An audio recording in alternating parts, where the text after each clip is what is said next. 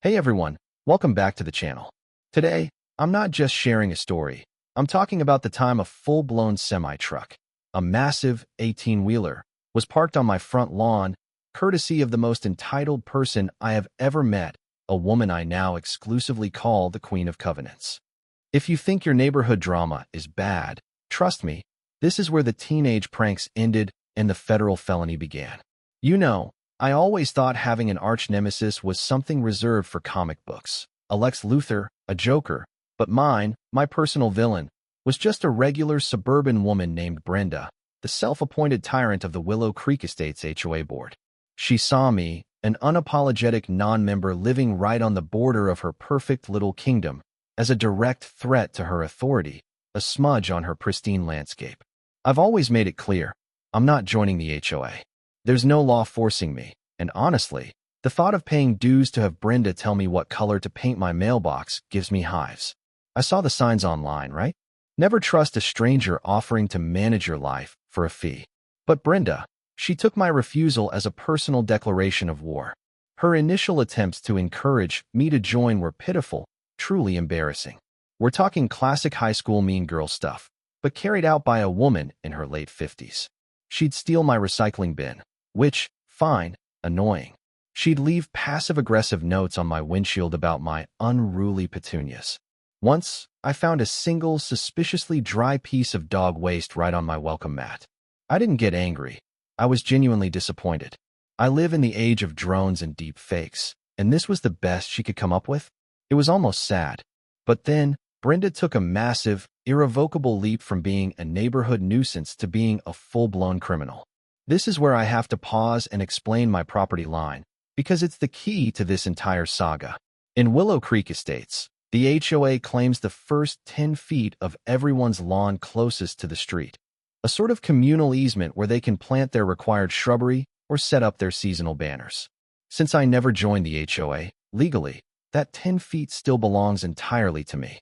My yard is 10 feet deeper than everyone else's, and that simple fact drove Brenda absolutely insane. One Tuesday morning, I woke up, looked out my bedroom window, and thought I was still dreaming. Right there, parked dead center on my front lawn, not on the sidewalk, not on the curb, but actually on the grass, was a massive, deep blue semi-truck. A tractor-trailer cab, the kind that hauls cargo across state lines. It was a behemoth, completely blocking my garage and making it nearly impossible to walk to my front door without hugging the rose bushes. It was an act of pure spite and intimidation. I mean, how does one even get a semi-truck? Did she rent it? Did she borrow it from a disgruntled ex-husband? I had no idea, but the first day, she was actually sitting in it, and when I walked out to try and talk to her, she just laid on the air horn, a long, deafening blast that made my entire house shake. It scared the living daylights out of me. After that, she just left the monster parked there, a monument to her passive-aggressive rage. Moving that thing myself was a fantasy. I had to call a heavy-duty towing company, which, let me tell you, is not the same as calling for a Honda Civic. Most places don't have the equipment, and the ones that do charge an absolutely insane amount of money. I spent an entire afternoon on the phone, trying to convince a tow yard that, no, I didn't own the truck. Yes, it was illegally parked on my private property, and no, I couldn't get the owner, Brenda, to move it because she had suddenly developed a severe case of selective deafness and wouldn't answer her door. Finally, I paid the outrageous fee, and they hauled that blue monstrosity away. The silence lasted maybe 2 hours. Then, Brenda came roaring out of her house like a banshee, screaming at me across the lawn. "You had no right to tow that truck, Alex." The HOA gave me express permission. It was being used for a very important community event. I just stood there, calmly holding the $500 receipt from the tow company. Permission? Brenda, I am not a member of your little club. You blocked my access to my home. That is trespassing, and that is a huge bill. I'm taking you to court for this money, so you better watch yourself. That was my mistake. Never threaten a genuinely unstable person with a lawsuit. She went completely feral. Without saying another word, she spun around, marched back into her house, and emerged 30 seconds later carrying something long and dark. My blood ran cold. I thought she was coming for me. But she didn't. She walked right over to the curb, lifted the aluminum baseball bat above her head, and with a guttural scream, she absolutely pulverized my mailbox. Smashed it to splinters. I mean, destroyed. It was a stunning, cinematic moment of pure, unadulterated neighborhood fury. And you better believe, I had my phone recording the entire time. I didn't say a word. I just kept the camera steady. I handed the footage over to my lawyer, who didn't even flinch. He just nodded and said, "Vandalism, plus the cost of the tow. And just so you know, destroying a federally regulated mailbox is a very serious offense." The court date was surreal. Brenda, my crazy, loud, screaming arch-nemesis, sat there looking like a perfectly respectable middle-aged woman. I actually wondered if she'd been medicated. When questioned about the truck, she maintained her lie with this sickening, saccharine smile. It was for a community cancer fundraiser, and the streets were too narrow to park it anywhere else. And of course, I had given permission. That's when my lawyer, a sharp, quiet man named Mr. Peterson, started to dismantle her. "Ms. Brenda," he asked, his voice low and dangerous, "could you provide any evidence of this fundraiser? A date? A location? A charity name?" Silence. Her composure started to crack, just a little. "Could you provide the written letter, signed by the homeowner, Mr. Alex, giving you permission to park a commercial vehicle on his private property?" More silence. The cracks were widening. Then, Mr. Peterson delivered the final blow, the one that exposed the core of her delusion. "And finally, Ms. Brenda, how exactly could the Willow Creek HOA, of which Mr. Alex is not a member, legally grant you permission to use his land in the first place?" She started to babble, something about me joining soon, a lie that made no sense, of course. The judge shut her down, ordering her to pay every cent of the towing bill. But we weren't done. We moved on to the mailbox destruction. That calm exterior vanished faster than a donut at a cop convention. She instantly snapped back to her true self, red-faced and screaming that the video was photoshopped, and that I was trying to frame her because I was a horrible, unneighborly person. The judge immediately cut off her hysterical rant. He was an experienced man, clearly tired of her theatrics. He found her guilty of vandalism, and guilty of destroying federal property. When the reality of a jail sentence hit her, because yes, destroying a mailbox is a big deal, she immediately dissolved into tears, begging the judge to overturn the ruling, claiming it was an honest mistake. She tried to use the classic line, "I didn't know I was doing anything wrong," completely ignoring the fact she'd just been found liable for the illegal parking in the same hearing. So, there she was, let out of the courtroom, and there I was, finally, blessedly free of the Queen of Covenants. I got my new fortress-like mailbox installed, I got my money back, and I even had a very pleasant conversation with the actual, reasonable HOA president, who told me Karen had absolutely no authority to force anyone to join and was known for her aggressive overreach. It was a satisfying, definite win, but it wasn't the last time I'd see a neighborhood feud spiral into madness. That brings me to the second story, a truly bizarre tale of entitlement that proves you don't need enemies when your own blood is willing to sue you for profit. When I was 12, my parents, Mark and Diane, decided they no longer wanted to be burdened by the responsibility of a child. It wasn't because of sickness or military deployment. It was because they were too busy chasing the timeshare dream, traveling across the country, constantly on the move, chasing commissions. So, they dropped me off at my grandparents' house in rural Montana and basically outsourced my childhood. The only connection I had was a wrapped present at Christmas and a card on my birthday, which, in hindsight, I think my grandparents paid for and mailed to make me feel better. My real parents were just two random strangers I occasionally spoke to on the phone. My grandparents, Martha and George, they were the real heroes. They showed me unconditional love, patience, and stability. George, my grandpa, he was a coachwork specialist. He fixed up beautiful classic cars, Austin Healey's, Sunbeam Alpines, and his pride and joy, a gorgeous 1955 milligrams TF 1800. His garage was almost as big as the house, and I grew up surrounded by the smell of leather and engine oil. I cut ties with Mark and Diane the minute I turned 18. I saw them only at my grandma's funeral and later at my grandpa's. When George passed away, he left me the house and the entire property.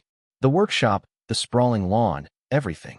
It took me a year to sort through his estate, selling off his incredible collection of tools and classic car memorabilia. But the house, the physical heart of my childhood, was mine. My wife and I planned to convert the massive workshop into a playroom for our future children. Then, Mark and Diane smelled money. They must have hit a major financial wall with their timeshare schemes, because they suddenly materialized on my doorstep, uninvited, claiming they wanted to help clear out Dad's old things. They were clearly bitter that George, my true father figure, had left them nothing. "Alex, honey, it's only right that we inherit the house," Diane said one day, placing her hand on my shoulder with fake sincerity. "We're your parents, after all. This is our legacy." I looked her straight in the eye. "Legacy? You haven't been in one place long enough to get a consistent Wi-Fi signal, let alone call anywhere home. You abandoned me when I was 12. You have no claim here." That led to an explosive argument, one where they actually, genuinely tried to argue that I owed them the house because they raised me. I just laughed, a genuinely harsh, bitter laugh, and reminded them of the exact date they dumped me. The irony was suffocating. I finally told them if they didn't leave and stay away, I'd get a restraining order. I thought that was the end of it. It wasn't. A week later, a thick, legal-looking letter arrived. It was from a solicitor several states away, full of dense, meaningless jargon about parental legal right to a child's inheritance and threats of a lawsuit if I refused to settle. I was concerned, sure, but not stupid. I took it to my estate lawyer, who looked at the letter, smirked, and said, "Alex, this is junk. It's written by someone who Googled how to write a legal letter. It's completely fake." My relief was immense. I confronted my parents about it, and they just made weak excuses and left. I should have pressed charges. I should have gotten that restraining order. Because a few weeks later, at midnight, I was up late, my wife already asleep. I heard a soft, scraping noise coming from the old workshop. We'd installed some security measures, but my first thought was a burglar. Grabbing the aluminum bat from the Karen incident, I kept it handy now for emotional support. I crept toward the utility room, playing Splinter Cell in my own house. As I approached the door connecting the house to the workshop, it started to open slowly. I didn't wait. I leaped out of the shadows, swinging the bat with all my strength, aiming for the head. A horrible scream erupted. The lights flipped on. Lying on the floor, groaning and clutching his head, was my father, Mark. My mother, Diane, was standing over him, hysterical. They had broken into their own son's house, and I had just clocked my deadbeat dad with a baseball bat. I dropped the bat, called the police, and pressed every single charge I could. The judge, bless his heart, saw right through their pathetic attempts to gain sympathy. He was appalled by their behavior, their disregard for property, and their continued attempts to manipulate and extort the child they had abandoned. He sentenced them to a few months in jail for breaking and entering. I haven't heard from them since. And honestly, I wouldn't wish parents like that on my worst enemy. If they're reading this, I hope the timeshare commission was worth it.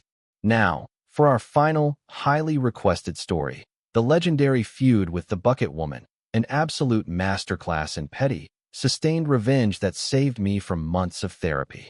This entire saga started when my kids and I moved into our new place. Day 2. I tripped over a broken paver in the yard. I didn't just twist an ankle. I ended up with a severe leg injury requiring surgery, 3 nights in the hospital, and a full leg brace for 2 weeks. While I was recovering, my partner, Martin, were complicated, a very long story, and my best friend, Deb, created an emergency team.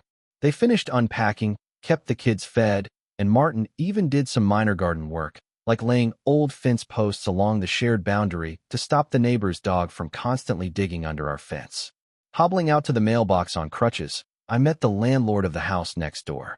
This woman, the Bucket Woman, didn't introduce herself or ask how I was. She immediately launched into a tirade. "You need to bring your bins in before 9 a.m. It makes the street look messy.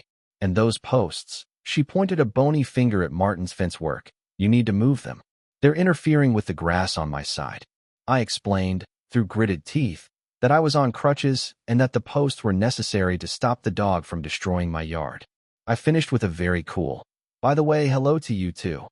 The next week, on bin day, at 9:10 a.m., the banging started. It was the Bucket Woman, furious about the bins. I told her I couldn't manage the leg brace and the bins at the same time, and a friend was coming by later. When Deb pulled up, she had to park in the street because my bins were, shockingly, still in the driveway. I later checked the council bylaws. There was no deadline. But the real escalation began when Martin was working from home. He saw the bucket woman sneak onto our property and try to physically move the fence posts herself. He walked out, sternly told her that the next time she trespassed, he was calling the police. A few weeks later, the police actually showed up. A concerned neighbor, guess who, had called about a domestic disturbance and a man destroying the fence. I showed the officers our security footage, and they quickly figured out they'd been manipulated. They went next door and gave the bucket woman a piece of their mind. But here's the key moment. Martin and I realized she had called the police while he was at work. That meant she had assumed no one was home. We spoke to her tenants, and they confirmed she was coming into the house regularly while they were out. They were furious, and they moved out immediately. The bucket woman blamed me for their departure. You made my tenants leave. Now how am I supposed to rent it? And you keep hanging underwear on the washing line. It makes the street look messy, she shrieked.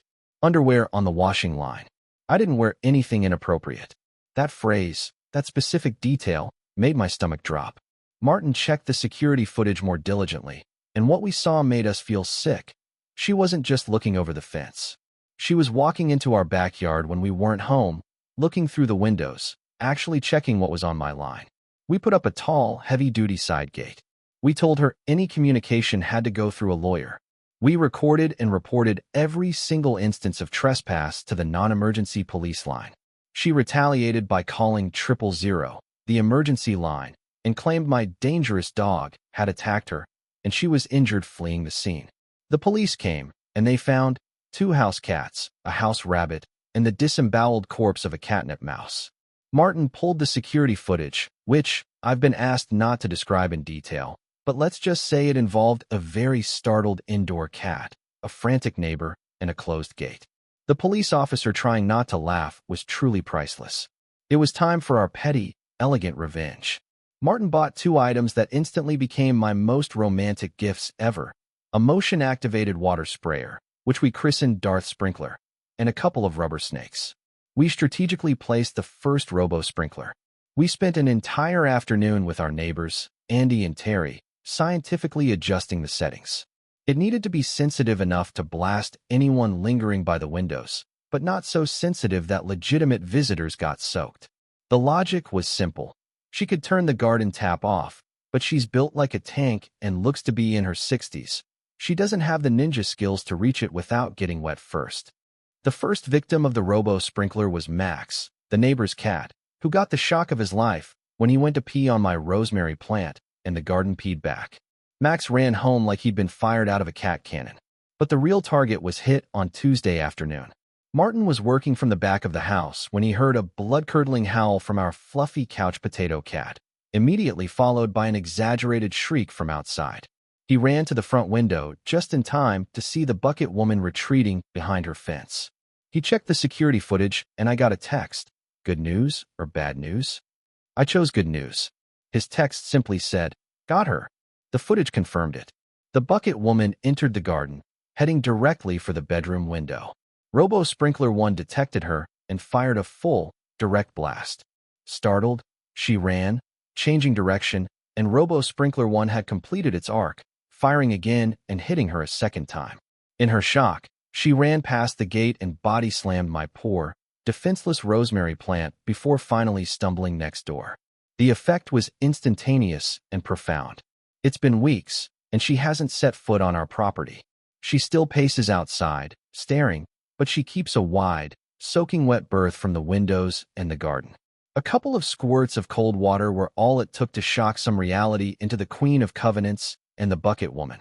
I'm left with 2 things: a new appreciation for security cameras and a firm belief that the most toxic people in your life are often the ones living right next door, or worse, the ones you share DNA with. What about you? Have you ever had a situation where a simple neighborhood dispute or family drama completely blew up into a legal or emotional war? Did you win? Did you choose the petty revenge route? Or did you take the high road? Let me know in the comments below. Hit that like button if you think the aluminum baseball bat is a perfectly acceptable tool for emotional support. And subscribe so you don't miss my next story about why I had to install a fake surveillance sign that reads, "Warning, Pet Unlicensed Velociraptor."